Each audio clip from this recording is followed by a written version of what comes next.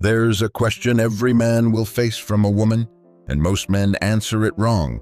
Not because they're weak men, but because they've been conditioned to think the right move is to explain themselves, to justify themselves, to hand their frame over on a silver platter. It sounds harmless, it sounds like curiosity, but it's not. It's a test.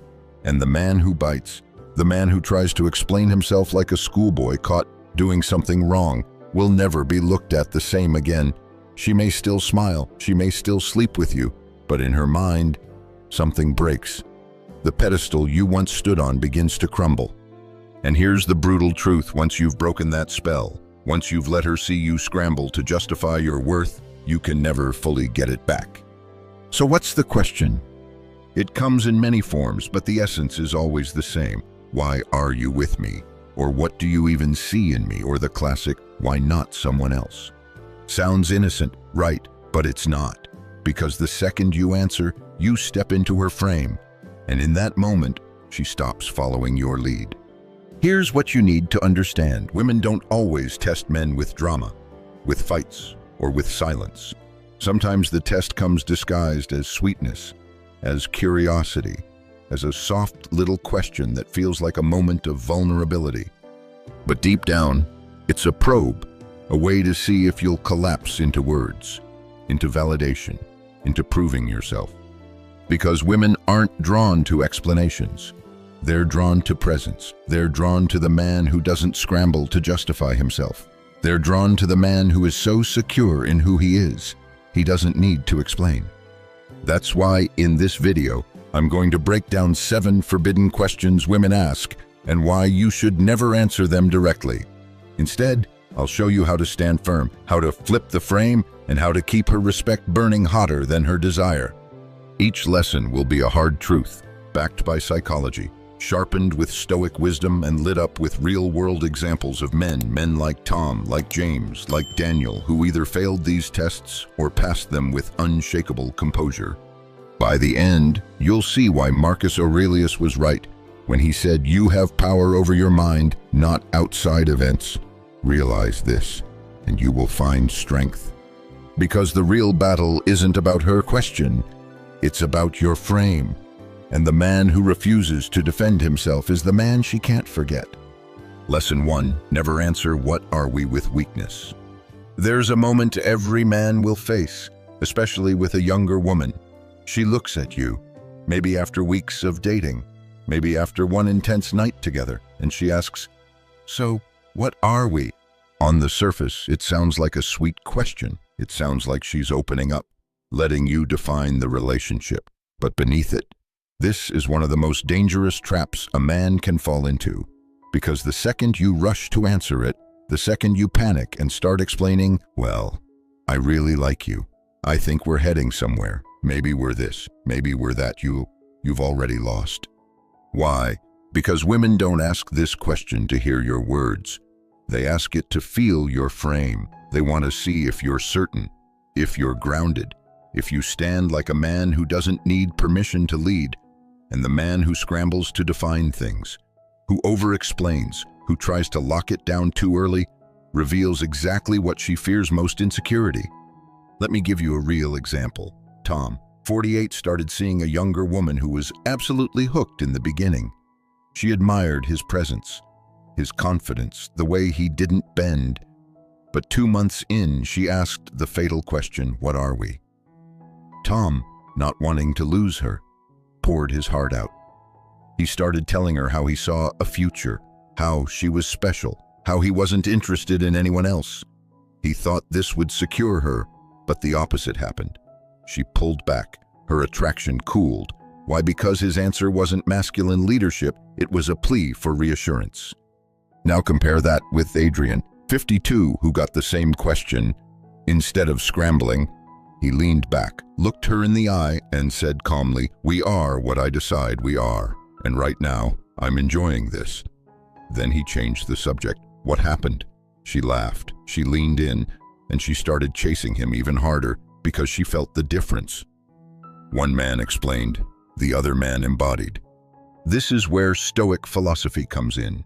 Marcus Aurelius once said, "Waste no more time arguing about what a good man should be. be one. The same applies here. Stop arguing, stop explaining, stop defending. A woman doesn't want your defense, she wants your certainty. So here's the takeaway when she asks, what are we? Never answer with weakness. Never scramble to define it. Instead, hold your frame, keep it light, flip it back to her if you want, or simply smile and say, we'll see. Because a man who doesn't rush to label is a man who knows his worth. And a man who knows his worth is a man she'll never forget. Lesson 2, never answer "Why are you with me?" with justification. Sooner or later, she'll hit you with this one. It usually comes when things are going well, when she feels that magnetic pull toward you, but also a creeping insecurity. Why are you with me? It sounds innocent, almost flattering, like she just wants reassurance. But here's the truth. It's not about the answer. It's about whether you crumble into justifying yourself, whether you step down from the throne of your own masculine certainty. Most men take the bait. They start listing reasons. Because you're beautiful, because you're kind, because I feel something special with you. They think this will make her feel secure, but all it really does is make her see that you're trying to prove yourself. The more you justify, the more you explain, the more her attraction bleeds out of her veins. Why? Because justification is weakness, and weakness kills desire. Look at James. 42, he started dating a younger woman who admired his composure, but one night she asked him, "Why are you with me?" instead of staying calm. James panicked. He thought he needed to reassure her, so he gave her a long, emotional answer about how much she meant to him. What happened? She smiled politely in the moment, and then days later, her text slowed down. Within weeks, she was gone. Why? Because deep down she felt he was clinging, not leading. Now contrast that with Michael, 50. His younger girlfriend asked him the same thing. He didn't flinch. He didn't explain. He simply smirked and said, "Because I want to be." Then he changed the subject. That's it. No justification, no list of reasons, just certainty. What happened? She leaned closer. She touched his arm. She kept chasing him for the rest of the night. This is where Stoicism cuts deep. Seneca said, "It is not the man who has too little, but the man who craves more, that is poor." When you justify yourself to a woman, you're craving her approval. You're begging for her validation, and in that moment, you show poverty of the soul. But when you don't explain, when you just embody certainty, you show abundance, and women are drawn to abundance. So here's the shift when she asks, "Why are you with me?" Don't justify, don't defend, don't scramble for words. The strongest answer is the simplest. Because I choose to be. No more, no less. That's how you keep your throne. That's how you keep her chasing. Lesson 3. Never answer, "Would you change for me?" with compliance. At some point, a woman will test you with this question. Sometimes she asks directly. Other times, she disguises it as a playful tease. "Would you change for me?" Or, "Would you stop doing that if I asked?" On the surface, it seems small. Maybe she's joking about your habits. Maybe she's asking if you'd tone something down for her. But beneath the surface, this question is one of the deepest traps a man can fall into. Because if you answer yes too quickly, if you signal that you would change your nature to please her, you've just betrayed yourself. And when a man betrays himself, a woman loses trust in him. Think about it. Women are drawn to men who are grounded, who are anchored, who don't sway with every gust of wind. When she asks you to change, she doesn't actually want you to bend. She wants to see if you will. It's not the request that matters. It's the response. Let's take Daniel. For more. He was seeing a younger woman who adored his boldness. But one night, she asked him playfully, "Would you stop hanging out with your friends if I didn't like them?" Daniel, desperate to prove how much he cared, said, "Of course, if it bothers you, I'll change that." He thought it would make her happy. Instead, it made her doubt him. Within weeks, she was pulling away. Because the moment he agreed to change who he was for her approval, she no longer saw him as the man she admired. Now let's look at Adrian, 53. He was asked the same question, "Would you change that for me?" Adrian smiled, shook his head, and said calmly, "No, this is who I am. You'll either love it or you won't." She laughed, playfully punched his arm, and clung to him tighter than ever. Why? Because she felt his strength. She felt his certainty. He didn't need her approval to stand firm. This echoes Epictetus, who said, "Seek not the good in external things, seek it in yourselves." A man who changes his essence for approval will always be enslaved by others. But the man who refuses to betray himself, who lives by his own code, becomes magnetic. Women respect the man they cannot bend. So here's the takeaway when she asks, "Would you change for me?" Your answer should never be compliance. Never betray your core.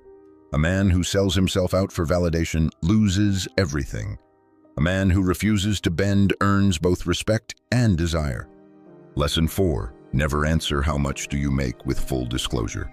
There's a question that younger women love to drop, sometimes casually, sometimes as a joke, sometimes in a serious tone that makes you feel cornered. "So how much do you make?" Most men hear this and panic. They think they're being evaluated, measured, judged, and in a way, they are, but not for the reason you think. She isn't asking because she needs a number. She's asking to see if your sense of worth is tied to that number. If you answer directly, if you rattle off your salary like a nervous employee at a job interview, you've just revealed that your self-esteem is rooted in external validation. And here's the truth. Women don't want the number, they want the man behind it. They want to know if you're unshakable, regardless of what's in your bank account, because a man who flaunts his wealth is insecure, and a man who hides from the question is insecure. But the man who laughs it off, who doesn't let the question pierce his center, that's the man she can't stop thinking about. Take Richard, 46. He was seeing a younger woman who asked him, point blank, "So how much do you make?" He froze, then answered with exact details: salary, investments, bonuses. He thought transparency would impress her. Instead, she started treating him like a provider, not a lover. Her attraction shifted from desire to calculation, and soon she was gone. Now look at Ethan, 39. Same question, different response. She asked, "So how much do you make?" Ethan smirked, took a sip of his drink, and replied, "Enough to do what I want, when I want. That's all you need to know." He didn't defend, he didn't explain, he reframed, and from that moment, her curiosity only deepened. This is where Marcus Aurelius's wisdom hits hard. You have power over your mind, not outside events. Realize this, and you will find strength. Your bank account isn't your strength. Your frame is. When you tie your worth to money, you hand her the leash. But when you stand calm, indifferent, unmoved by her test, you show her the truth. Your value is who you are, not what you have. So here's the takeaway. Never answer, "How much do you make?" with full disclosure. Don't give her numbers, don't justify, don't defend. Instead, show her that money is a tool, not your identity. Because a man who doesn't explain his value is a man she can't replace. Lesson 5. Never answer "Do you love me more?" than with comparison. At some point, she'll corner you with a question that sounds romantic, but is actually pure poison. Do you love me more than your ex? Or do you love me more than your work? Or do you love me more than... insert comparison. Now, here's the brutal truth. The moment you answer this question directly, you lose. Why? Because love is not measured by comparison. And the second you try to weigh one thing against another, you've reduced yourself to a boy seeking approval, not a man standing in his truth. Most men fall right into this trap. They rush to reassure, "Of course, I love you more. You mean everything to me." They think this will calm her insecurity. Instead, it feeds it, because deep down, she doesn't believe it. And worse, she senses that you're bending reality to keep her happy. And nothing kills attraction faster than a man who betrays his own truth just to soothe a woman's fear.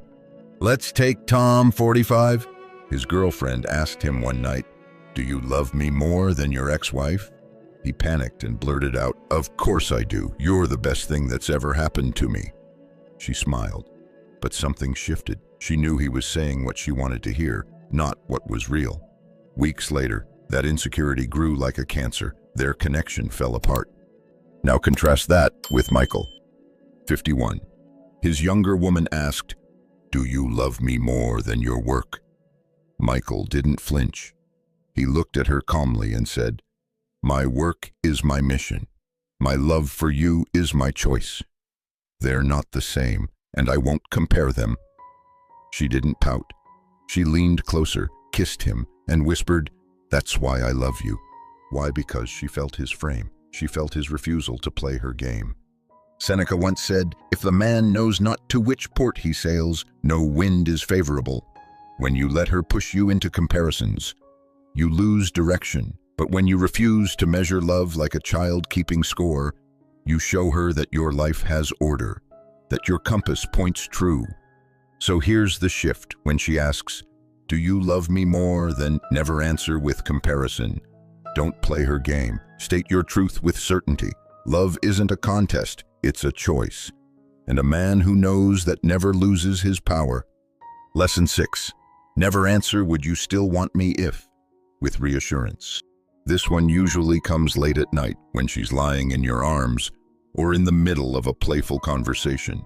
She looks at you with soft eyes and says, "Would you still want me if I gained weight? Or would you still want me if I lost my looks? Or even, would you still want me if I couldn't give you what you wanted anymore?"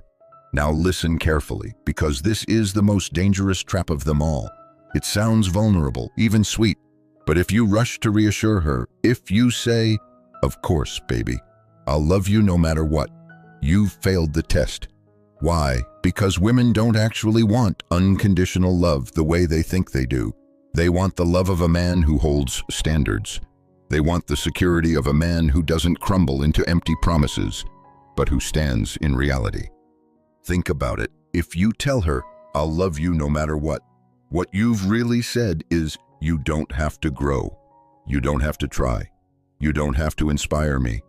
And that sounds sweet in theory, but in practice it robs her of the very thing that fuels feminine desire, the challenge of earning and keeping a strong man's respect. Take Alex, 47. His girlfriend asked him, "Would you still want me if I lost my looks?" He rushed to reassure her, "Of course, I'll always love you." She smiled in the moment, but something inside her dimmed, because she no longer felt the fire of his standard, and within months, their relationship withered. Now take Adrian, 55. His younger woman asked, "Would you still want me if I got fat?" He didn't flinch. He smirked and said, "You're not planning on that, are you?" She laughed, slapped his chest, and pulled him closer. Why? Because she felt his truth. He wasn't cruel. He wasn't defensive, but he also didn't sell her the fairy tale of unconditional love. He stood firm in that his masculine standard, and she respected him more for it. Epictetus said, "It is not things themselves that disturb us, but our judgments about them." When she asks, "Would you still want me if?" she's not really asking about the scenario. She's asking about your judgment. She's asking, "Will you hold me to a standard? Will you keep being the man who inspires me to grow?" So here's the shift. Never answer this question with reassurance. Don't fall into the trap of promises you can't and won't keep. Instead, respond with playful strength. Show her that your desire is real, but rooted in the standards. Because a man without standards is a man without respect, and a man without respect will never hold a woman's desire. Lesson 7. Never answer, "Are you afraid of losing me?" with fear. This is the question that separates men from boys. It often comes in a quiet moment, when she looks at you with searching eyes and asks, "Are you afraid of losing me?" Now, most men melt here. They think the safe, loving response is to say, "Of course I am. I couldn't live without you." They think this shows devotion. But here's the brutal truth. The second you confess fear of loss, you've surrendered the throne. You've admitted that your happiness depends on her, that she holds the leash to your soul. And in that moment, she may smile, she may kiss you, but deep down, her respect dies. Why? Because women don't want a man who fears losing them. They want a man who chooses them freely, but who could walk away at any moment if respect is lost. Desire comes from choice, not dependency. Fear of loss is not love, it's attachment. and attachment without strength becomes weakness. Take Brian, 49. His girlfriend asked, "Are you afraid of losing me?" His heart raced. He said, "Yes. I don't know what I'd do without you." She smiled, but a week later, she began testing him harder. She picked fights, withdrew affection, and eventually left.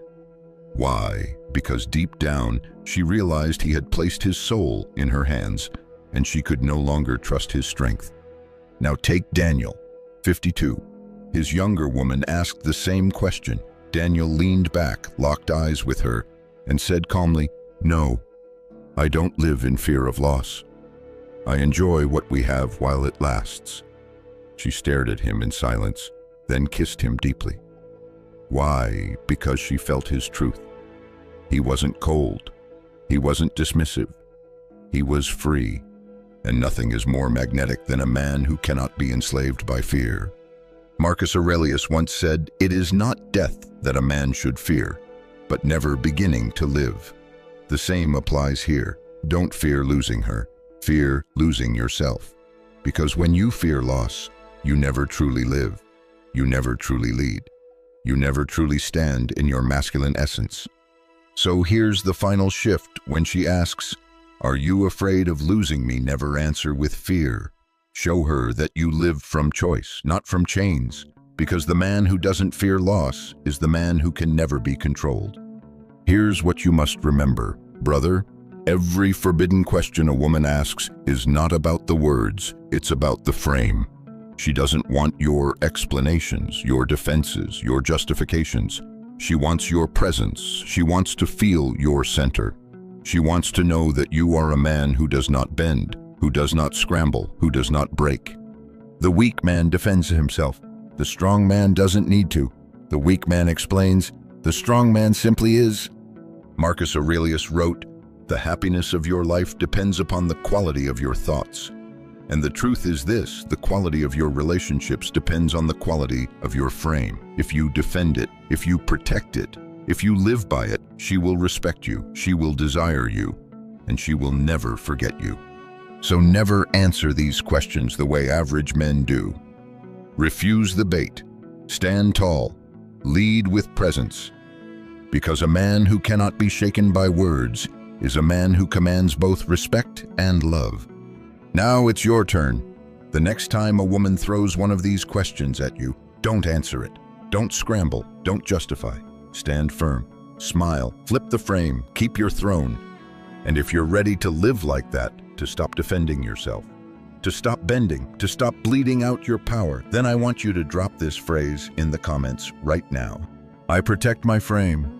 That way every man who scrolls through will know you're part of the brotherhood, the men who refuse to be broken by words. Hit subscribe. Join us. Keep sharpening your edge, because the world doesn't respect explanations. It respects presence.